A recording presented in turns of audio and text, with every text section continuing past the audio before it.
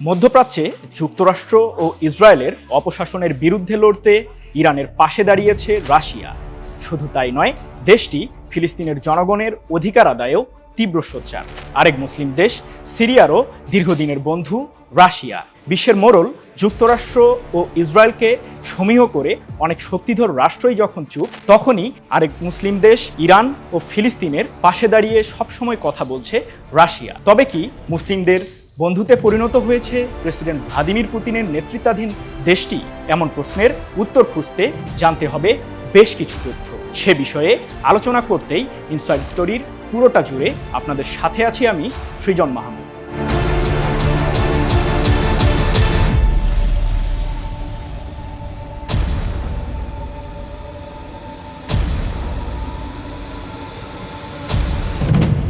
প্রবাদ আছে, যুক্তরাষ্ট্র যার বন্ধু তার কোনো শত্রুর প্রয়োজন নেই। পৃথিবীর বিভিন্ন অঞ্চলে সংঘাত হানাহানির পেছনে প্রধান ভূমিকা পালন করে মার্কিন প্রশাসন। স্বার্থের দ্বন্দ্বে কখনো আবার শান্তিও ফেরাতে উদ্গ্রীব হয়ে পড়ে যুক্তরাষ্ট্র, যার সাম্প্রতিক বড় উদাহরণ হতে পারে ফিলিস্তিনের স্বাধীনতাকামী সংগঠন হামাসের সাথে ইসরায়েলের যুদ্ধবিরতি। অন্যদিকে ইরানকে ঘিরে মধ্যপ্রাচ্যে অশান্তি সৃষ্টির পায়তারায় যুক্তরাষ্ট্র।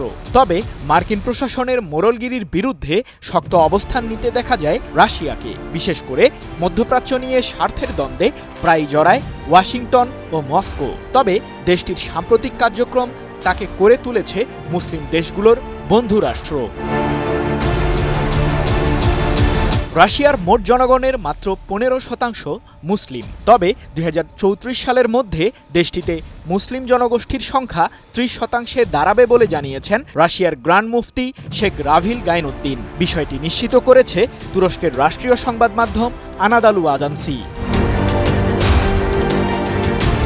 2011 সালের শুরুতে সমস্ত আরব অঞ্চল, বিশেষত তিউনেশিয়া, মিশর ও লিবিয়াতে আরব বসন্তের নামে আন্দোলনের দানা বাঁধে। সরকার বিরোধী গ্রাফিতি আঁকার দায়ে একই বছরের মার্চে সিরিয়ার দক্ষিণাঞ্চলীয় শহর দারাতে বেশ কয়েকজন কিশোরকে গ্রেপ্তার করে প্রেসিডেন্ট বাশার আল আসাদের নেতৃত্বাধীন সরকার। শুরু হয় ব্যাপক বিক্ষোভ। পরবর্তীতে দেশটির জনগণ গণতান্ত্রিক সংস্কার ও প্রেসিডেন্ট বাশার আল আসাদের কর্তৃত্ববাদী শাসনের বিরুদ্ধে আন্দোলন শুরু করে। আগুনে ঘি ঢালে তৎকালীন মার্কিন প্রশাসনও। সিরিয়ান ডেমোক্রেটিক ফোর্সেস বা এসডিএফ সহ কুর্দি সমর্থিত ও আসাদ সরকার বিরোধী গোষ্ঠীগুলোকে উস্কে দেয় যুক্তরাষ্ট্র।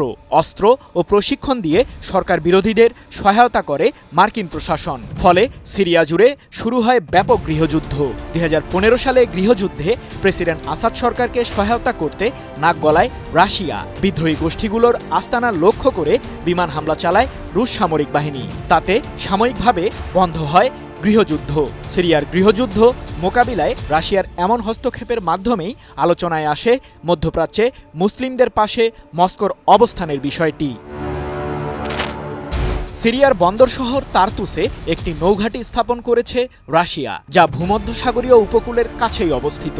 সোভিয়েত আমলেই এই কৌশলগত গুরুত্বপূর্ণ সামরিক ঘাঁটিটি স্থাপন করে মস্কো। ভূমধ্যসাগরে রাশিয়ার একমাত্র নৌঘাঁটি এটি। সিরিয়ার গৃহযুদ্ধে বাশার সরকারকে বিভিন্নভাবে সহায়তার পরই তার্তুসের নৌঘাঁটিটি আধুনিকায়নে মনোযোগ দেয় রাশিয়া। যুদ্ধজাহাজে সুসজ্জিত নৌঘাঁটিটির মাধ্যমে মধ্যপ্রাচ্যে বিভিন্ন সামরিক অভিযান পরিচালনায় লজিস্টিক সহায়তা দিয়ে আসছে রাশিয়া। শুধু তাই নয়, সিরিয়ার দক্ষিণ পূর্বাঞ্চলীয় শহর লাতাকিয়াতে একটি বিমান ঘাঁটিও রয়েছে রাশিয়ার, যা খোমেইমিন বিমান ঘাঁটি নামেই পরিচিত। অঞ্চল জুড়ে রাশিয়ার শক্তি প্রদর্শনের জন্য এই বিমান ঘাঁটি ব্যবহার করে আসছে প্রেসিডেন্ট ভ্লাদিমির পুতিনের নেতৃত্বাধীন রুশ সামরিক বাহিনী। তবে ঝামেলা শুরু হয় গত বছরের নভেম্বরে। হঠাৎ করেই সিরিয়ার প্রেসিডেন্ট বাশার আল আসাদ সরকার বিরোধী আন্দোলন আবারও দানা বাঁধে। এবারের আন্দোলনে নেতৃত্ব দেয় বিদ্রোহী সশস্ত্র গোষ্ঠী হায়াত তাহরির আল শাম। মাত্র 2 সপ্তাহের মাথায় গত 8 ডিসেম্বর পতন হয় বাশার আল আসাদের 2 যুগেরও বেশি সময়ের শাসনামল। দেশ ছেড়ে রাশিয়ায় পাড়ি জমান প্রেসিডেন্ট আসাদ। মধ্যপ্রাচ্যে যুক্তরাষ্ট্র ও ইসরায়েলের বিরুদ্ধে শক্ত অবস্থানে থাকা সিরিয়ার প্রেসিডেন্ট বাশার আল আসাদের পতনের ফলে অনেকটা হুমকির মুখে পড়ে রুশ বাহিনীর কর্তৃত্ব। যদিও মস্কো জানায় তাদের নৌ ও বিমান ঘাঁটিগুলো সিরিয়াতে বেশ শক্ত অবস্থানেই রয়েছে। বাশারের পতনের পরও যে সিরিয়াতে রাশিয়ার কর্তৃত্ব কমে যায়নি তার প্রমাণ পাওয়া যায় সাম্প্রতিক একটি বিষয় থেকে। 2022 সালে রুশ সামরিক বাহিনী ইউক্রেনে অভিযান শুরু করলে মার্কিন প্রশাসনের চক্ষুশূল হন প্রেসিডেন্ট ভ্লাদিমির পুতিন। দেশটির তেল ও গ্যাস শিল্পকে ঘিরে নিষেধাজ্ঞার তালিকায় রাশিয়ার নামটি জুড়ে দেন সাবেক মার্কিন প্রেসিডেন্ট জো বাইডেন। চলতি বছরের 10 জানুয়ারি ওয়াশিংটন জানায় রাশিয়ার প্রায় 180টি তেলবাহী জাহাজ রয়েছে মার্কিনী নিষেধাজ্ঞার তালিকায়। তবে মার্কিন প্রশাসনের চোখ ফাঁকি দিয়ে সিরিয়াতে প্রায় 1 দশকেরও বেশি সময় পর আবারও জ্বালানিবাহী কার্গো জাহাজ পাঠিয়েছে রাশিয়া। 6 মার্চ এক প্রতিবেদনে এমনটি জানিয়েছে ব্রিটিশ বার্তা সংস্থা রয়টার্স। আর এর মাধ্যমেই মধ্যপ্রাচ্য জুড়ে রাশিয়ার অবস্থানের বিষয়টি আবারও পাকাপোক্ত হলো। সিরিয়ায় প্রেসিডেন্ট বাশার আল আসাদের পতন হলে ইরানকে দুর্বল ভাবতে শুরু করে যুক্তরাষ্ট্র ও ইসরায়েল। কিন্তু বাণিজ্যিক সম্পর্ক ও কৌশলগত অবস্থানের কারণে মধ্যপ্রাচ্য হয়ে উঠেছে রাশিয়ার কাছেও একটি গুরুত্বপূর্ণ অঞ্চল। তাই ইরানের কাছে মধ্যপ্রাচ্যের শাসনভার তুলে দিতে মরিয়া প্রেসিডেন্ট ভ্লাদিমির পুতিন।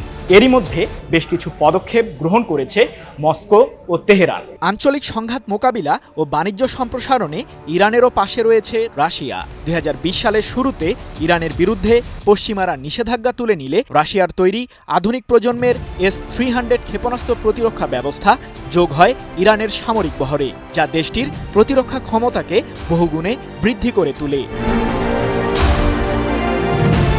রুশ ইউক্রেন যুদ্ধে পুতিনের সামরিক বাহিনীকেও সাহায্য করেছে ইরান। তেহরানের বিজ্ঞানীদের তৈরি নতুন প্রজন্মের শাহেদ ড্রোন ও ক্ষেপণাস্ত্র দিয়ে ইউক্রেনের বিরুদ্ধে লড়তে রাশিয়ার সামরিক বাহিনীকে শক্তি জুগিয়েছে ইরান। গত বছরের সেপ্টেম্বরে ইউক্রেনের পররাষ্ট্র মন্ত্রণালয় জানায়, যুদ্ধের শুরু থেকেই রাশিয়া ইরানের তৈরি প্রায় 8,000-এরও বেশি ড্রোন কিয়েভের বিরুদ্ধে ব্যবহার করেছে। যদিও এমন দাবিকে ভিত্তিহীন আখ্যা দিয়েছেন প্রেসিডেন্ট পুতিন ও ইরান। গত বছরের 13 সেপ্টেম্বর এক প্রতিবেদনে বিষয়টি নিশ্চিত করেছে বার্তা সংস্থা রয়টার্স। ইরানের বন্দর শহর বুশেহরে দেশটির প্রথম পারমাণবিক বিদ্যুৎ কেন্দ্র স্থাপনে মুখ্য ভূমিকা পালন করে রাশিয়া। 2011 সালে বিদ্যুৎ কেন্দ্রটি কার্যক্রম শুরু করে। পারমাণবিক কার্যক্রম নিয়ন্ত্রণে কাজ করা প্রতিষ্ঠান আন্তর্জাতিক আণবিক শক্তি সংস্থা IAEA এর কঠোর তত্ত্বাবধানে এখনও ইরানকে পারমাণবিক বিদ্যুৎ কেন্দ্রটি পরিচালনা করতে জ্বালানি সরবরাহ করছে রাশিয়া। এছাড়াও এই প্রকল্প সংশ্লিষ্ট বিভিন্ন কারিগরি সহায়তাও প্রদান করছে মস্কো। ফিলিস্তিনের গাজা উপত্যকায় ইসরায়েলের প্রধানমন্ত্রী বেনিয়ামিন নেতানিয়াহুর আগ্রাসন ও গত বছর সিরিয়ার রাজধানী দামেস্কে ইরানের কনসুলেট ভবনে ইহুদিবাদীদের সামরিক হামলায় নিহতের ঘটনায় প্রতিশোধের আগুন জ্বলে ওঠে তেহরানের মাঝে।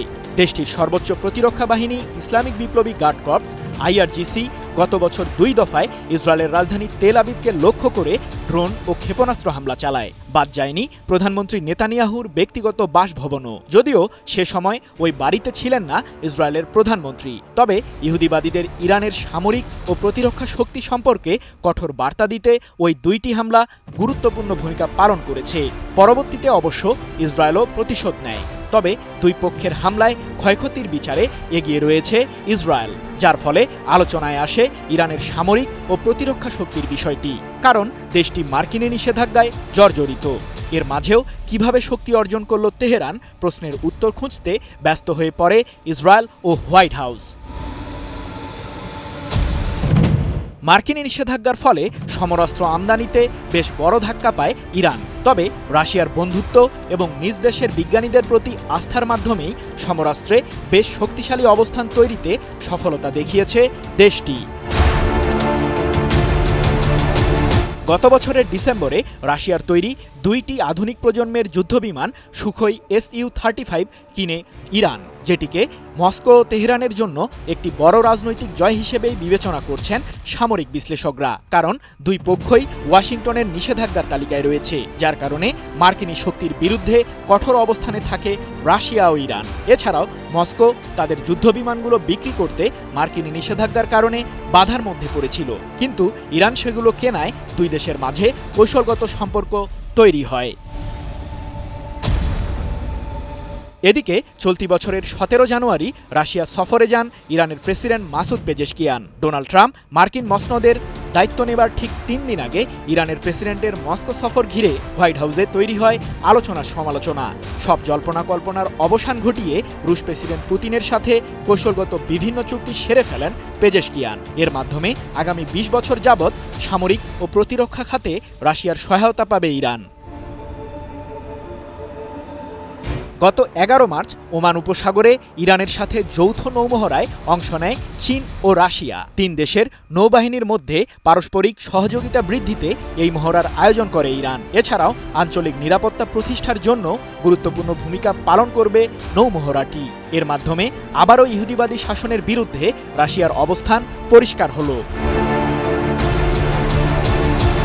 সম্প্রতি আন্তর্জাতিক আণবিক শক্তি সংস্থা IAEA এর প্রধান রাফায়েল গ্রসি জানান, 6টি পারমাণবিক অস্ত্র তৈরি করতে প্রয়োজনীয় সংখ্যক ইউরেনিয়াম রয়েছে ইরানের কাছে। দেশটি পরমাণু বোমা তৈরির দ্বারপ্রান্তে বলেও দাবি করেন তিনি।